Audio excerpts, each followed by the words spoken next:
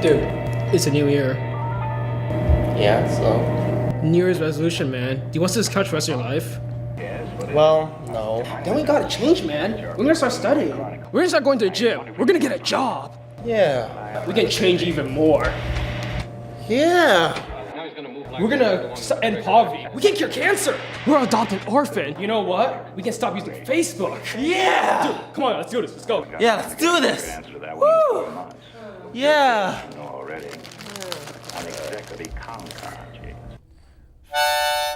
One, two, three. Welcome to the first episode of Apache News of the new year. Are you ready to be pitch slapped? This lovely girl right here is Cheyenne. And this is Karina. Let's remix this business. All of you who didn't luck out last semester, the parking lottery is back again. To enter, submit your completed parking contract to the ASB office or online. The lottery drawings are on Wednesday and Thursday, January 16th and 17th during lunch. For more info, visit Mrs. Stemnock in the ASB office. Hey seniors, there's a financial aid workshop Saturday, January 19th in the North Gym from 9 to 11 a.m. Tell your parents to go. Presenter David Levy will talk about how to complete the free application for Federal Student Aid, or the FAFSA. All seniors who plan to attend a 2-year or 4-year college must complete and file the FAFSA if they want to be considered for any financial assistance. Go to college information and then financial aid on the AHS counseling website. In addition, please plan to bring a writing utensil and your last paycheck stub, if possible. One of the biggest issues in the country right now is whether or not gun control laws should be stricter. Let's go to Rachel for more. Since the recent tragedy at Sandy Hook Elementary School, a heated debate has erupted across the country over gun control. My first reaction was shock and then sorrow. The loss of life is always a tragedy, especially when you're talking about innocent people, and especially if those innocent people are children. Could it be prevented?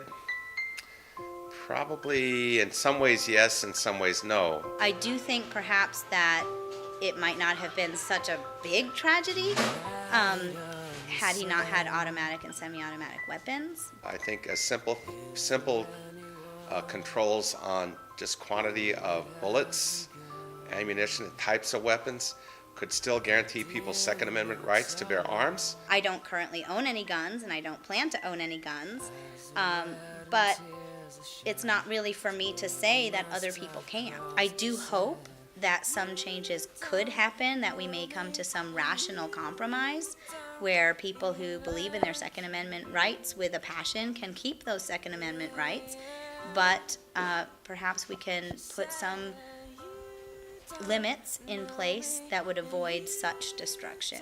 I want to make it clear, I feel like we have a very, very safe campus, and I believe that the relationship of students and staff goes a long ways into making a campus safe. Now there are other things too, like locking gates and those procedural areas. I think closing campuses can help a little bit because then there's only a few access points that people can come in. But I don't think having extra guns on campus or extra security people, because they can't be everywhere all the time. The key is awareness for all of us, for teachers and for students. Students shouldn't be afraid to approach a teacher and say, somebody over there is acting strange. Who is that person? Feel free, talk to an administrator, talk to a teacher. With a recent tragedy that affected so many people, it is very likely that gun control legislation will be brought to Capitol Hill in the coming months. However, gun rights will not be restricted any further without a serious fight from the National Rifle Association. This has been Rachel Gasparini, back to you in the studio. Thanks, Rachel. PSAT scores and test booklets will be handed out starting at 3:15 p.m. on Thursday, January 10th. Following the distributions of scores in the new orchestra room, P103, there will be a seminar for students and their parents at 4 p.m. in MB1. All are welcomed. The last day to pick up your scores is Friday, January 11th, during lunch or after school. Make sure you have your ID when you pick up your scores. Cheyenne, you're such a good friend of mine. I would do anything for you, except running, jogging, or climbing upstairs. Maybe horizontal running, maybe. Karina, you may be really skinny, but you have such a fat heart. You might want to get that checked out. Juniors and seniors, are you interested in a summer medical intern program? You can pick up more information and an application at the Career Center. Applications need to be postmarked by January 31st for the Cedars-Sinai program and February 22nd for other programs. Need some sugar for your liberty? Here's Eileen with the scoop of History Bowl. Before we went on break, our very own History Bowl team competed in a National History Bowl regional competition and placed first. We normally go to tournaments. There's a couple every year, and in these tournaments 20 or 30 teams show up at a particular school and they compete against each other in rounds. Every practice we go through Monday at lunch, Friday after school, we use our buzzer sets and we actually go through tournament style, the 4 rounds that we see in actual History Bowl tournaments. Well, the History Bowl competition have topic of pretty much every part of history.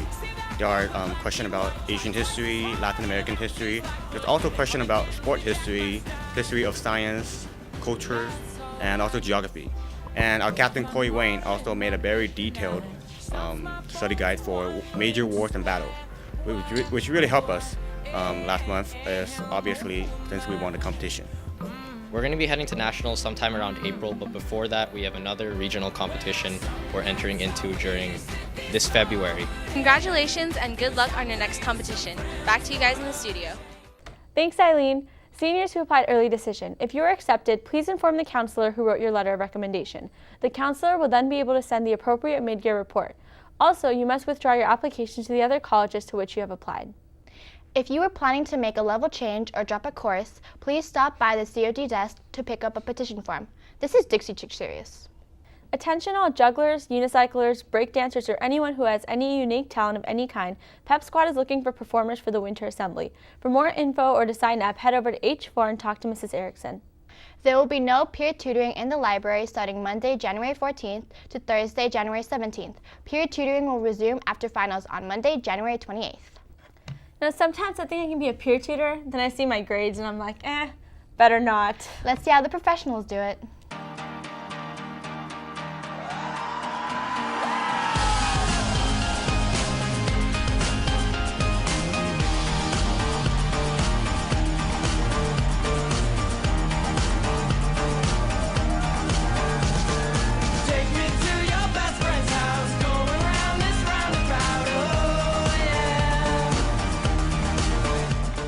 Hey you! Are you more talented than this?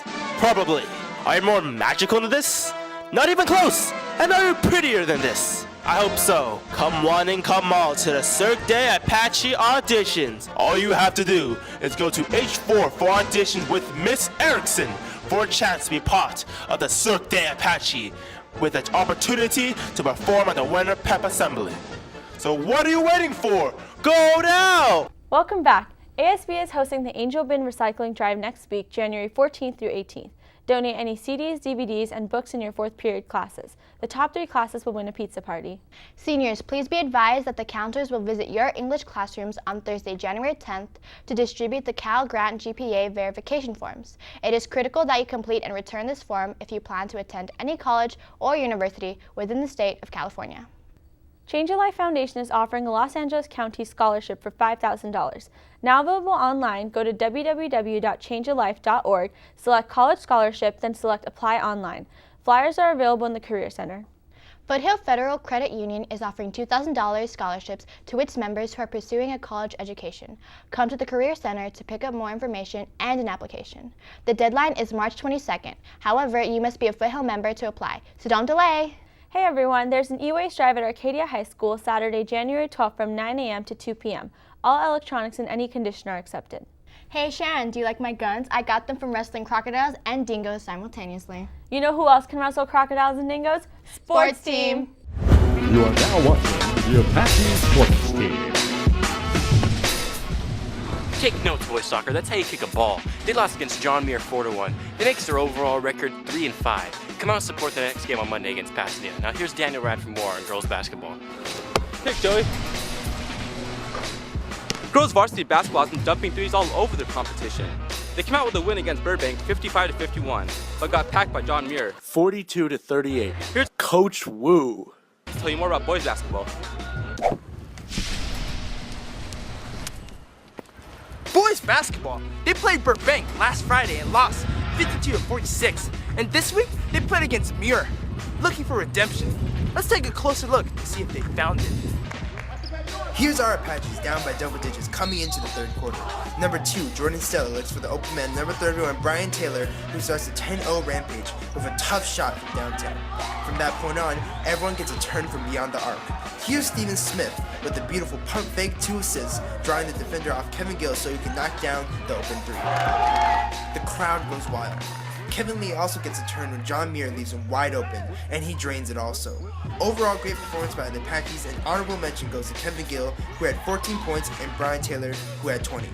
Unfortunately, we lost, 45-62. Better luck next time, guys. Now let's go to Johnny the Vein Jacobson for some more on girls varsity water polo. Thanks, Jeff. I love you. Wait, what? Girls water polo has been getting locked out of their wins. They played the LaSalle Lancers on Monday, but unfortunately, they lost 8-4. I was there, and I suffered the embarrassment. Whoa. You can't say that on camera. Just cool it down. Cool it down, bro? Yeah, bro. Remember, being mean can hurt people's feelings. You know what? You're right, bro. Girls water polo, I didn't mean that at all. You guys are doing great, so keep up the hard work. You'll get them next year. Now let's throw it to RJ for some girls soccer. Thanks, man, for those wonderful words of wisdom. Now let's get to a real sport.